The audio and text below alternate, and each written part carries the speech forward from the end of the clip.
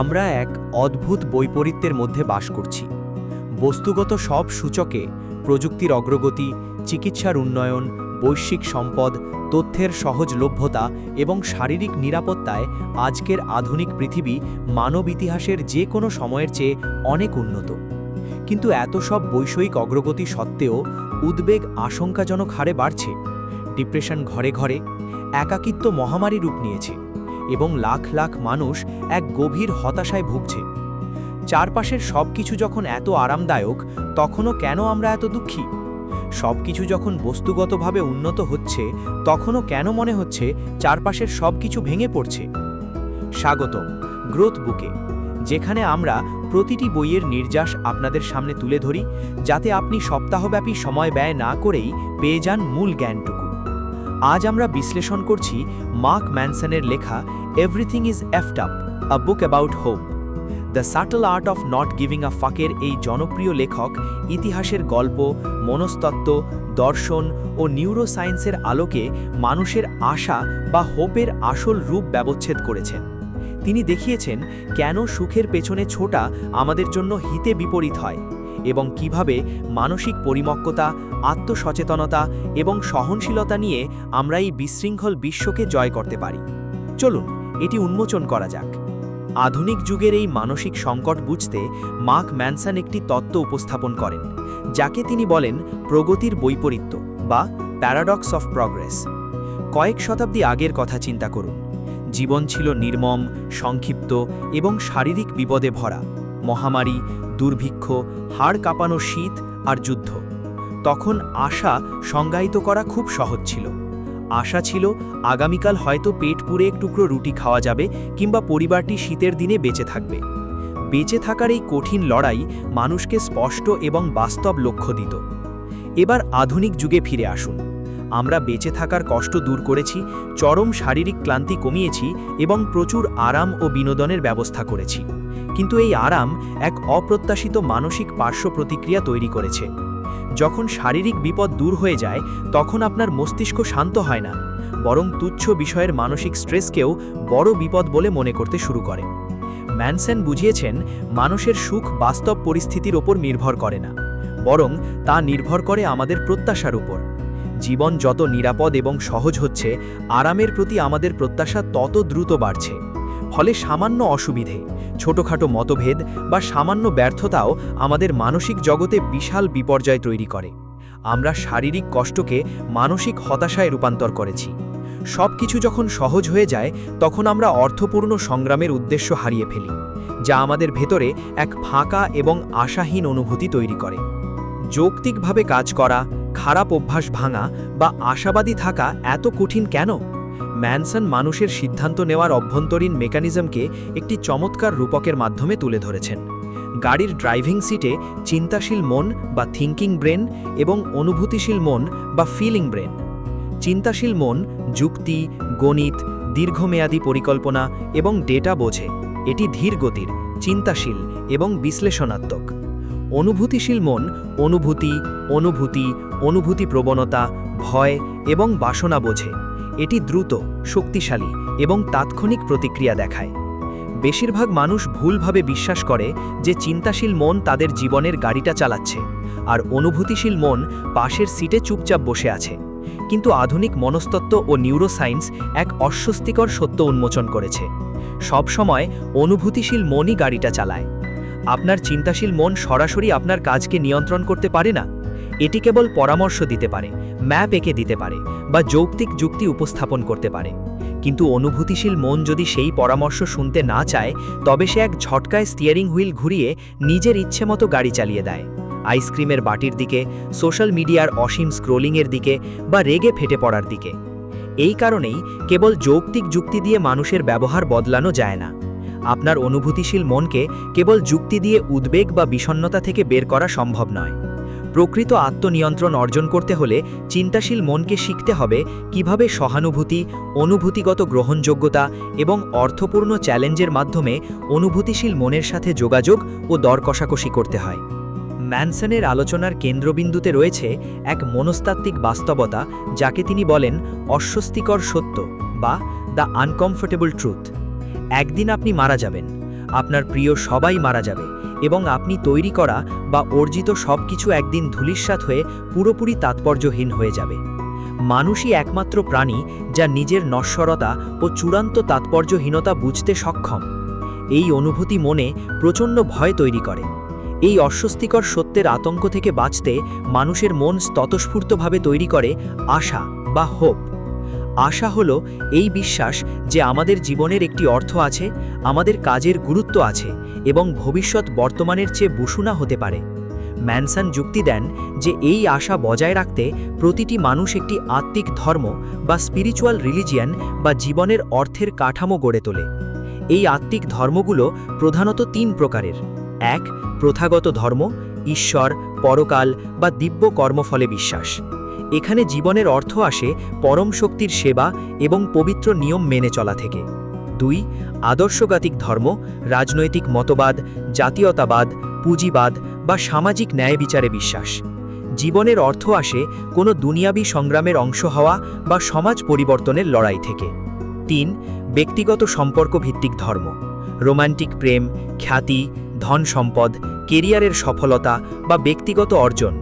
জীবনের অর্থ আসে অন্যের স্বীকৃতি, মর্যাদা বা নির্দিষ্ট কোনো মানুষের প্রতি অনুগত্য থেকে। এই রূপগুলো আমাদের বাঁচিয়ে রাখলেও ম্যানসন একটি কড়া সতর্ক দেন। যখন আশা গোড়ামি, সংকীর্ণ এবং ভঙ্গুর হয়ে পড়ে তখন তা বিষাক্ত রূপ নেয়। বিষাক্ত আশা আমাদের নিজেদের ধারণার সাথে দ্বিমত পোষণ করা ব্যক্তিদের শত্রু মনে করতে শেখায়, যা সমাজে বিবাদ এবং চরম মানসিক অশান্তি সৃষ্টি করে। স্যার আইজ্যাক নিউটন যেমন পদার্থবিদ্যার সূত্র দিয়েছিলেন, তেমনি ম্যানসন মানুষের আবেগ ও আত্ম উপলব্ধি পরিচালনার 3টি মনস্তাত্ত্বিক সূত্র উপস্থাপন করেন। আবেগের প্রথম সূত্র, প্রতিটি কাজের জন্য সমান এবং বিপরীত আবেগীয় প্রতিক্রিয়া থাকে। যখনই আপনি ব্যথা, আঘাত বা অন্যায়ের শিকার হন, আপনার মনে এক আবেগীয় ঘাটতি তৈরি হয়। কেউ আপনাকে আঘাত করলে আপনার মন সমতা ফেরাতে চায়, অনুভূতিশীল মন বদলা নিতে চায় বা সেই কষ্টের একটি গল্প ফাঁদে। আপনি যদি পরিণতভাবে কষ্ট সহ্য করতে না পারেন, তাহলে এই ঘাটতি আপনাকে সারা জীবন শিকারের মানসিকতা বা ক্ষোভের মধ্যে আটকে রাখে। আবেগের দ্বিতীয় সূত্র, সময়ের সাথে সাথে আমাদের আবেগগুলোর সমষ্টিই হলো আমাদের আত্মমর্যাদা। আয়নার সামনে দাঁড়িয়ে ইতিবাচক কথা বললেই আত্মমর্যাদা বা সেলফ এস্টিম বাড়ে না। এটি তৈরি হয় আপনার অনুভূতিগত অভিজ্ঞতার উপর নির্ভর করে। আপনি যদি নিয়মিত কঠিন চ্যালেঞ্জ এড়িয়ে যান এবং সাময়িক আমোদ প্রমোদে ভেসে যান, তাহলে আপনার মন শিখে যায় যে আপনি দুর্বল। কিন্তু আপনি যখন অস্বস্তি মেনে নিয়ে কোনো মহান উদ্দেশ্যে কষ্ট সহ্য করেন, তখন আপনার আত্মমর্যাদা আপনাই বেড়ে যায়। আবেগের তৃতীয় সূত্র, একটি সমান এবং বিপরীত আবেগীয় শক্তি কাজ না করা পর্যন্ত আপনার পরিচয় আপনার বিশ্বাসের সাথেই চলতে থাকবে। আপনার মন একবার নিজের সম্পর্কে কোনো গল্প বানিয়ে নিলে, যেমন আমি সম্পর্কে কাঁচা বা আমি খুব দুশ্চিন্তাগ্রস্ত মানুষ, মন সেই পরিচয়কেই সত্যি প্রমাণ করার মতো প্রমাণ খুঁজতে থাকে।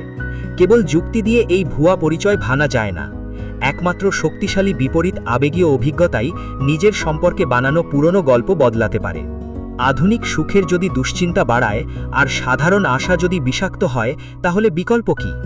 ম্যানসন ইম্যানুয়েল কান্টের বিখ্যাত দর্শনের শরণাপন্ন হয়ে এক পরিমক্ক ও সহনশীল পথ দেখিয়েছেন। কান্ট একটি নীতি দিয়েছিলেন যাকে বলা হয় মানবতার নীতি বা ফর্মুলা অফ হিউম্যানিটি। মানুষ হিসেবে নিজেকে এবং অন্য যে কোনো মানুষকে কখনোই কেবল কোনো লক্ষ্য অর্জনের উপায় বা মাধ্যম হিসেবে ব্যবহার করবে না, বরং মানুষকে সবসময় নিজেই একটি চূড়ান্ত লক্ষ্য হিসেবে গণ্য করবে। ম্যানসন এই নীতির ওপর ভিত্তি করে মানুষের মনস্তাত্ত্বিক বিকাশকে 3টি পর্যায়ে ভাগ করেন। প্রথম পর্যায়, শিশু, লেনদানমুখী। শিশু পুরোপুরি লেনদানমুখী আশায় বাঁচে। আমি ভালো থাকলে কি চকলেট পাবো? নিয়ম মানলে কি ভালোবাসবে? এটি কেবল আনন্দ ও কষ্টের ওপর ভিত্তি করা এক স্বার্থপর পর্যায়। দ্বিতীয় পর্যায়, কিশোর, দলীয় পরিচয় এবং গোড়ামি। কিশোররা দলীয় নিয়ম এবং আদর্শ মেনে নেয়, কিন্তু তারা নীতিগুলোকে কেবল মাধ্যম হিসেবে ব্যবহার করে। আমি এই দলে যোগ দেব যাতে নিজেকে অন্যদের চেয়ে শ্রেষ্ঠ মনে করতে পারি। তৃতীয় পর্যায়, প্রাপ্তবয়স্ক, শর্তহীন কাজ। একজন প্রাপ্তবয়স্ক মানুষ মনস্তাত্ত্বিক পরিণত নিয়ে কাজ করে। একজন প্রাপ্তবয়স্ক মানুষ স্বর্গে যাওয়া, প্রশংসা পাওয়া, শাস্তি এড়ানো বা সম্মান পাওয়ার জন্য সঠিক কাজ করে না। সে সঠিক কাজ করে কেবল তা সঠিক বলেই। ম্যানসন যুক্তি দেন যে পরিপক্ক আশা অর্জন করতে হলে জীবনের সাথে লেনদেন বন্ধ করতে হবে। ভালো মানুষ হওয়ার বদলে জীবন আমাদের পুরস্কার দেবে এই আশা করা বাদ দিতে হবে। তার বদলে শর্তহীন নীতি প্রচার করতে হবে। ফলাফল যাই হোক না কেন, মানুষের সাথে সততা এবং মর্যাদার সাথে আচরণ করতে হবে। সমস্যাহীন সহজ জীবনের আশা না করে কঠিন সমস্যাগুলোকে পরিণতভাবে সামাল নেওয়ার মতো শক্তি ও প্রজ্ঞার আশা করুন। প্রতিটি ঘর্ষণ এবং কষ্ট দূর করার জন্য তৈরি এই আধুনিক জগতে আমরা আমাদের মনকে দুর্বল এবং ভঙ্গুর বানিয়ে ফেলেছি। মাংসপেশিকে চাপ থেকে বাঁচিয়ে রাখলে যেমনটা ক্ষয় হয়ে যায়, তেমনি মনকে সব ধরনের কষ্ট, অপমান এবং চাপ থেকে বাঁচিয়ে রাখলে আমাদের আত্মাও দুর্বল হয়ে পড়ে। ম্যানসন একটি অ্যান্টি ফ্র্যাজাইল মন গড়ে তোলার আহ্বান জানিয়েছেন। নাসিম তালেব কর্তৃক জনপ্রিয় হওয়া অ্যান্টি ফ্র্যাজাইলিটি কনসেপ্টটি এমন কিছুকে বোঝায় যা কেবল চাপ সহ্য করে না, বরং প্রতিকূলতা ও কষ্টের মুখোমুখি হলে আরও শক্তিশালী হয়ে ওঠে। একটি অ্যান্টি ফ্র্যাজাইল মন গড়ে তুলতে ১. অসীম সুখ ও আরামের পেছনে ছোটা বন্ধ করুন। মনে রাখবেন, অতিরিক্ত আরামই আপনাকে দুর্বল বানিয়ে দিয়েছে। ২. নিজ ইচ্ছায় অর্থবহ সংগ্রামের মুখোমুখি হন। ঠান্ডা পানিতে গোসল, কঠিন ব্যায়াম, কঠিন কথোপকথন এবং জটিল কাজ আপনার অনুভূতিশীল মনকে পরিপক্ক হতে বাধ্য করে। ৩. কষ্টকে বৃদ্ধির সংকেত হিসেবে গ্রহণ করুন। কষ্ট পাওয়ার অর্থ এই নয় যে আপনার জীবন ভুল পথে চলছে। কষ্ট হল চরিত্র ও সহনশীলতা গড়ার কাঁচামাল। সমস্যাহীন সহজ জীবনের আশা না করে কঠিন সমস্যাগুলোকে পরিণতভাবে সামলানোর মতো শক্তি ও প্রজ্ঞার আশা করুন। সেকশন ৭, কৃত্রিম বুদ্ধিমত্তা এবং অনুভূতির ভবিষ্যৎ, ১৩ মিনিট থেকে ১৫ মিনিট। বইয়ের শেষ অধ্যায়গুলোতে ম্যানসন প্রযুক্তি এবং কৃত্রিম বুদ্ধিমত্তা বা এআইয়ের প্রভাব নিয়ে আলোচনা করেন। প্রযুক্তির উন্নতির সাথে মানবজাতি কোন দিকে যাচ্ছে তা নিয়ে তিনি এক গভীর প্রশ্ন তুলেছেন। আজকের ডিজিটাল অ্যালগরিদমগুলো তৈরি করা হয়েছে আমাদের অনুভূতিশীল মনের দুর্বলতাকে কাজে লাগানোর জন্য।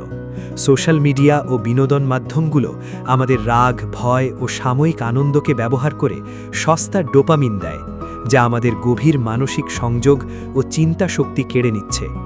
ম্যানসন সতর্ক করেছেন যে আমরা যদি আমাদের সিদ্ধান্তগুলো এমন মেশিনের হাতে সঁপে দিই যা আমাদের বাজে প্রবৃত্তিগুলোকে উস্কে দেয়, তাহলে আমরা নিজেদের শাসন করার ক্ষমতা হারিয়ে ফেলব। তবে এটার একটি পজিটিভ দিকও আছে। যখন এআই যৌক্তিক হিসাব নিকাশ ও ডেটার কাজগুলো দখল করে নেবে, তখন মানুষের কার্যকারিতার আর আগের মতো মান থাকবে না।